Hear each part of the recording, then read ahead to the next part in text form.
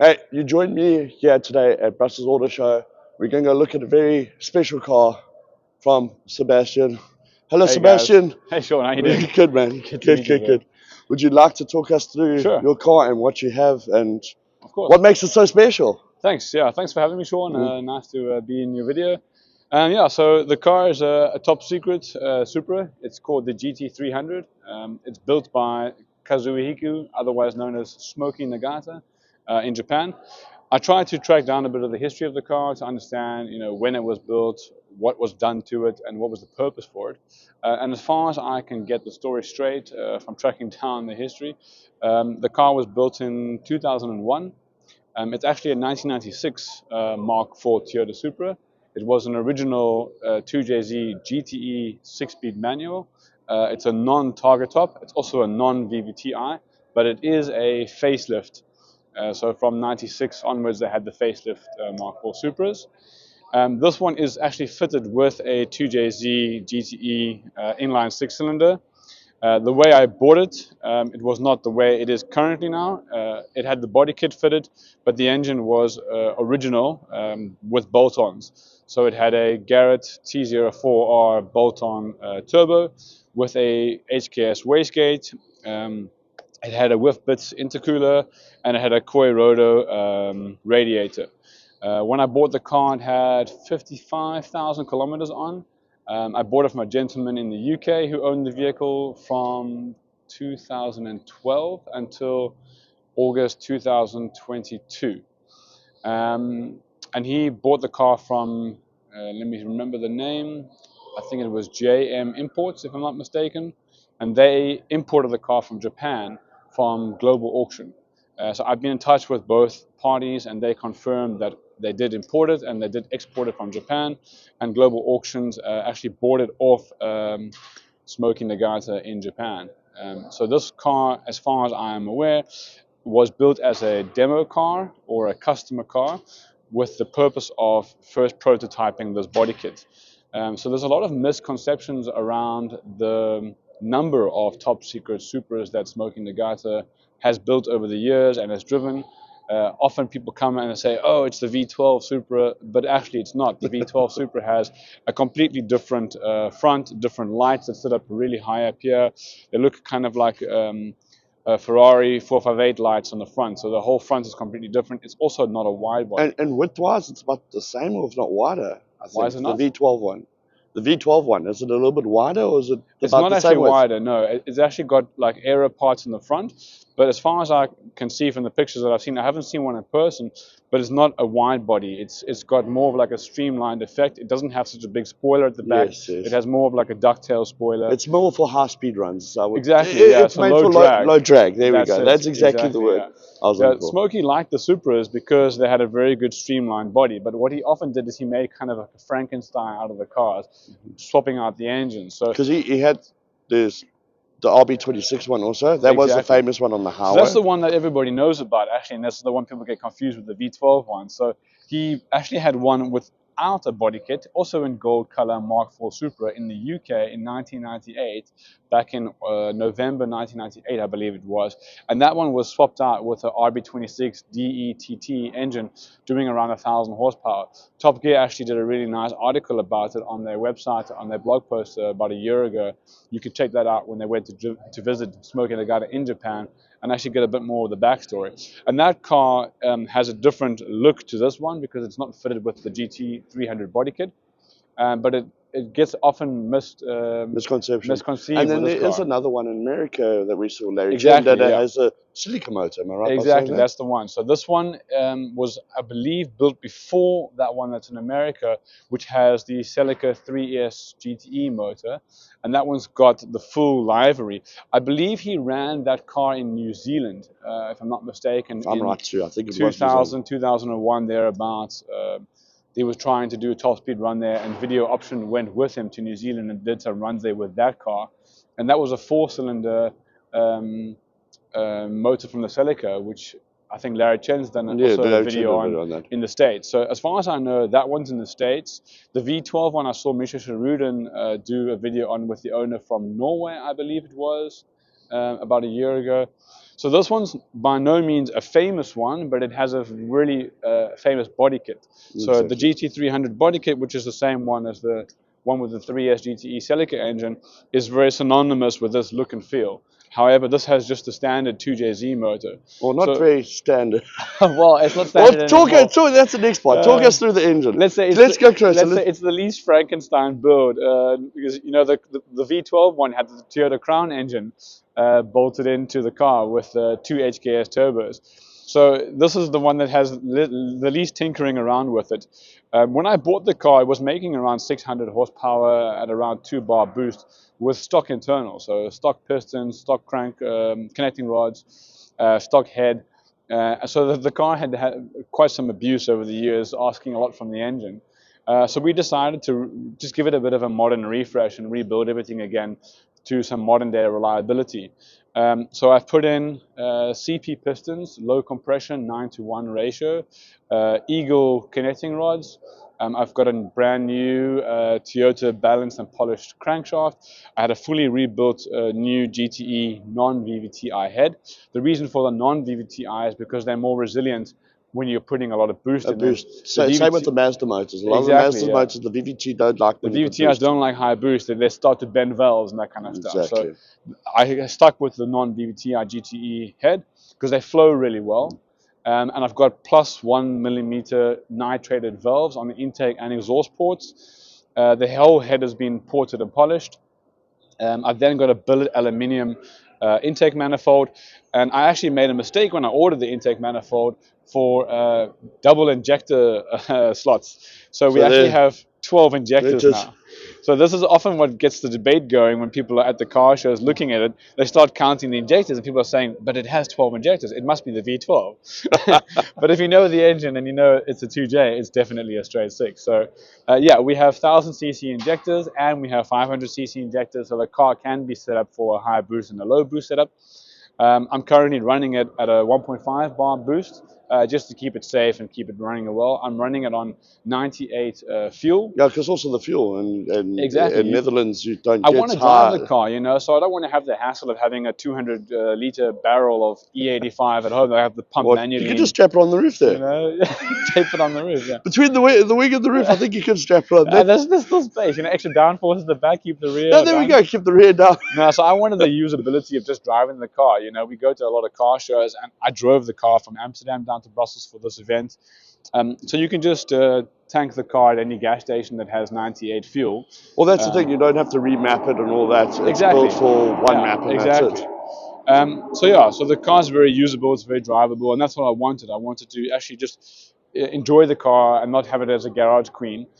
So going to the turbo side of the engine, we have a what is it? A Pulsar G40 1150 turbo, and that's also called a 7170G. It's comparable to the Garrett G40. It's the same internals. Pulsar, I believe, is a new manufacturer on the market. They're just making a name for themselves, and they're pretty good turbos. It has the same internals as the Garrett turbines, so it's quite reliable. I went for a bigger rear housing, so it's got a 1.08 AR rear housing, and the front housing is a 0.8 AR, I believe. So the turbo is rated at 1150 horsepower. Okay. So it can do a lot more than what I'm currently doing it at the moment.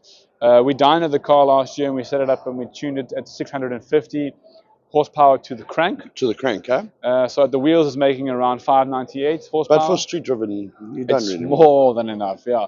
This car loves to break traction in every gear. You can always have more, but if you need is For a another daily to story. drive to shows, it's not bad. I mean, And then yeah. what intercooler are you running there? Because I So see the I went with intercooler I went matches with the the car Mission nearly. Motor. I see a lot of the guys in the States that love the Mission Motor stuff.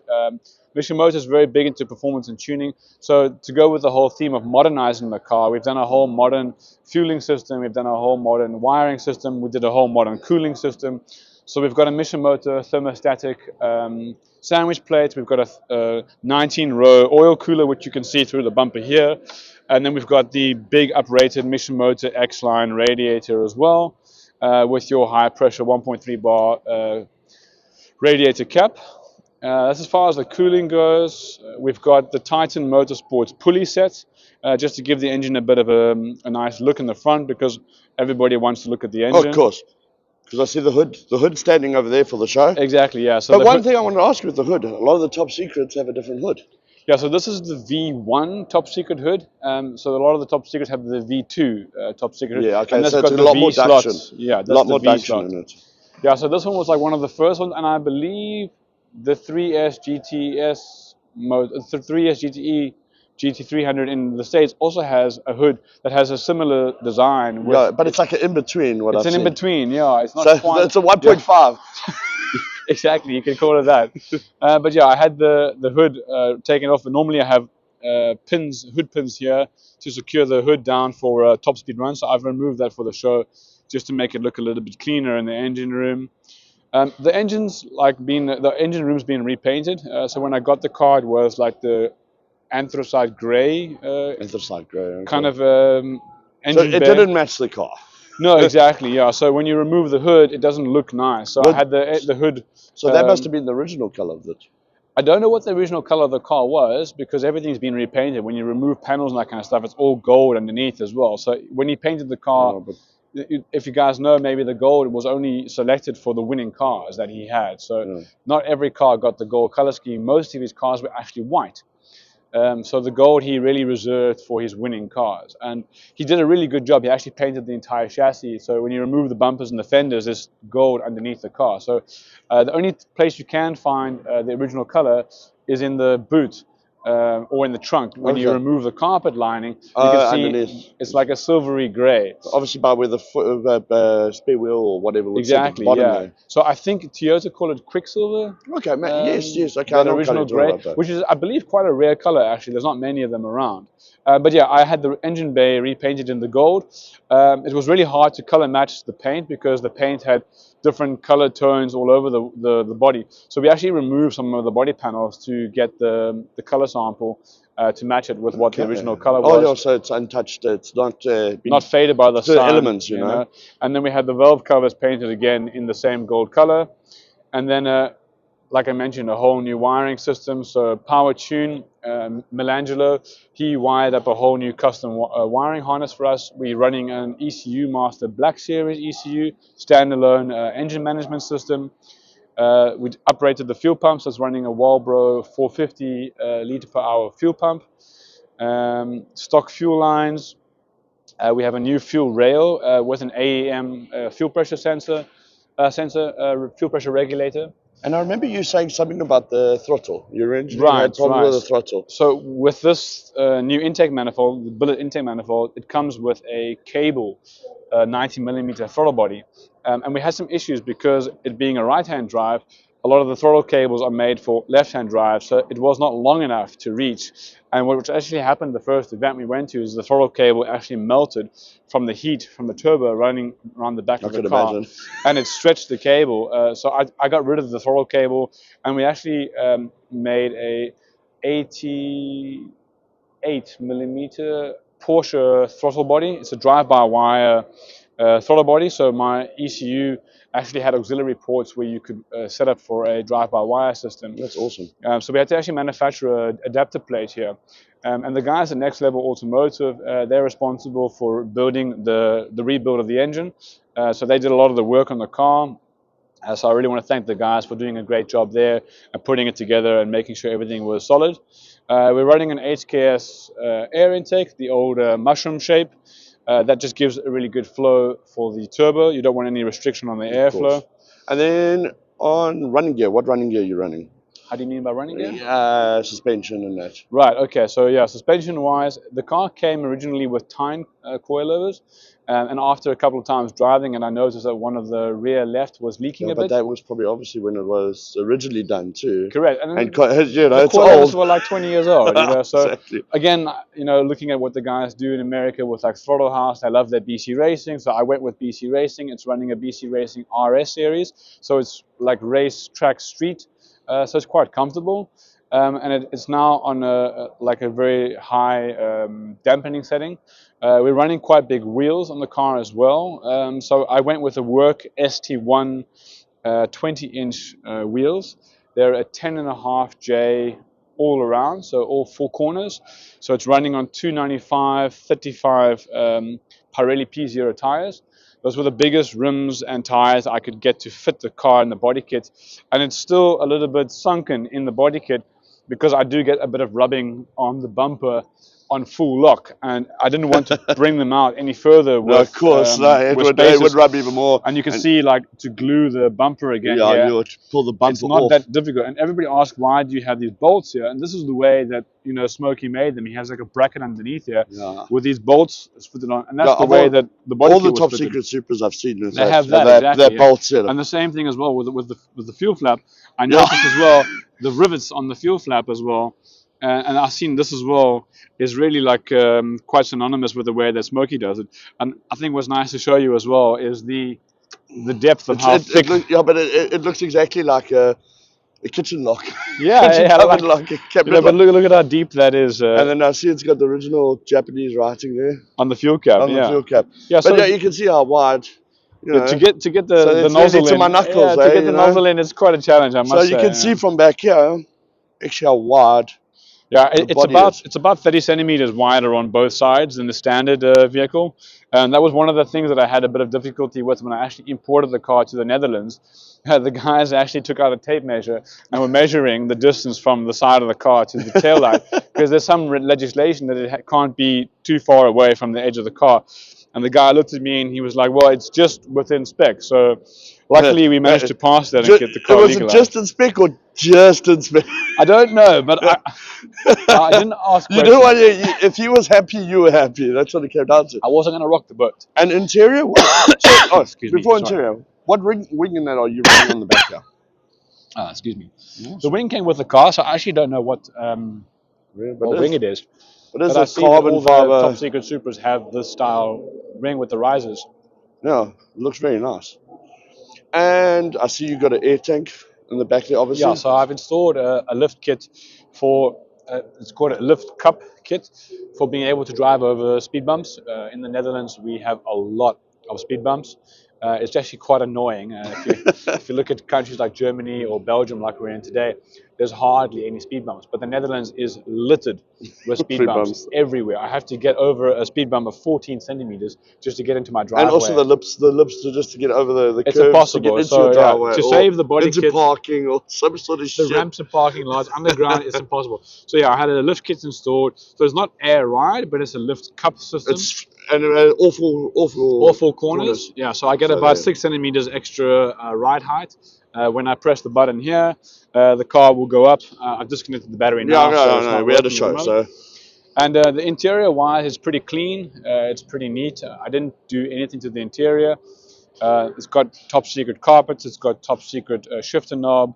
There were some gauges that I had removed just to keep the interior a bit cleaner. There was a boost gauge and there was some other gauges that weren't really connected or working anymore. So I just made the interior clean again. No, it looks good though. You know, the seats are the HKS. And then you're saying the gauges, if originally you said they were on the A-pillar, huh? Or not? You had some gauges here. They were cut out, you can see, in the floor. Oh, they're down there, okay. And also on the other side there and on the dash where the holes are patched up. But very 2000s, There was a gauge here as well for a boost meter on top, which kind of was really well done. It was stuck on top here, as you can see the screw holes here on top, and it showed you the boost meter, but you could still read the tachometer, which is quite cool. So I had those removed just to give it a bit of a cleaner look as well. It's running original Recaro HKS confetti seats that came with the car from Toyota. You can see they're still in pretty good shape, except for a little bit of wear and tear when you get in and out of the car. So that's just... It's got the facelift steering wheel, and other than that, it's running now 59,000 kilometers. So in the year and a half I've had it... It's fairly new. I've driven about 4,000 kilometers in the last year and a half with the car. It's fairly new.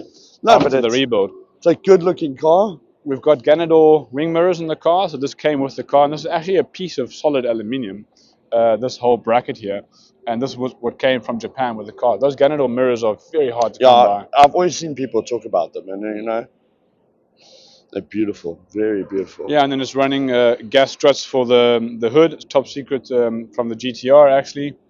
So you can see a lot of the parts that Smokey uses in the car come from other cars, and I believe these rear deflectors are also from a Nissan R34. So you'll Okay, see so like you ran a, smoky style of Frankenstein like building. you always said, it's a Frankenstein building. That's why you had This one with is the smoky RB, had one with style, the yeah. silica. Exactly, No, exactly. but it looks And those are the beautiful. small kind of details that if you know what you're looking for, it gives away the fact that Smokey's built it. He kind of Exactly. just used whatever he had laying around the shop at the time, I'm sure. No, but you Yeah. can see with like how they built the body kits and that. It's put It's together functional, well, but it's yeah. functional. It's They, function over form, you they, know. they, that's And exactly you can it. see how they've riveted and bolted on the fenders at the back. You know, it was just meant to be like a slapdash, get it functioning, get it working, so that it's not going to fall off at high speed So runs. obviously that's where people can find you on Instagram. Yeah, so All the car shows, you know. yeah, I set up a Instagram account, Top Secret Supra GT300, so people can follow the car because it's not about me; it's about the car. So Exactly. I didn't talk about the brakes. It's running the original UK spec brakes, so these are the uprated brake pots. Okay, I can see. I think there was at some point a record for stopping power or braking distance that was held for many years by this Toyota Supra. Not this particular But one, one of but them. the UK spec Toyota Supras with these brakes. And I think it was beaten by the Porsche Carrera GT. I could be mistaken, but for some couple of years at least, the UK spec Toyota Supra Mark IVs had the best That's braking too power. performance. And I've upgraded the braking discs and pads to EBC drilled rotors with EBC yellow stuff brake pads. So going fast means stopping fast. I learned that from Fast and the Furious. I think everyone learned that from that, eh? But this is Yeah, a true Fast and Furious form type car, you know what I'm that's it. saying? You It's know, I from mean, that era, that time, I and that's we all grew up wanting that, and exactly. you got this, I and grew up it's your playing baby Need for now. Speed Underground. You know, Yeah, tuning and underground modding too. cars, and You could put speakers in the back and that. that's it. You know, and this is what I wanted. You know, as a bit of a real life dream come true. I never even imagined owning a car like this, and I came across the car by accident. I wasn't looking for it, and I found this online one day, and I called up the owner in the UK, and I asked the guy, "Look, are you serious? Is this really the car? Is this a scam?" He said, "No, look, Seb, I'm genuine. I'm a guy going on pension. I want to retire soon. I've So had the it car was for his a while." retirement package, This was his retirement plan. Yeah, he had it. and your break budget plan. Yeah, so I had a bunch of stocks invested, and I thought, you know what, rather than having money investing in stocks, let me have it invest in something that I'm going to enjoy and to Exactly. appreciate. So I took the plunge and I bought the car, and here we are. No, but thank you very much for showing us. No, you're Thank you welcome. very much, Thank you, Sean. and Yeah, we'll see you again for some other projects that are coming up. there we go. We've got some Uh, other things in the line. Yeah, so stay yeah. tuned and don't forget to like and subscribe to Sean's And you can content. also follow him on Instagram, which I'll put down. Thanks, man. Thank you very much. And guys, we'll catch you soon. Cheerios. Ciao.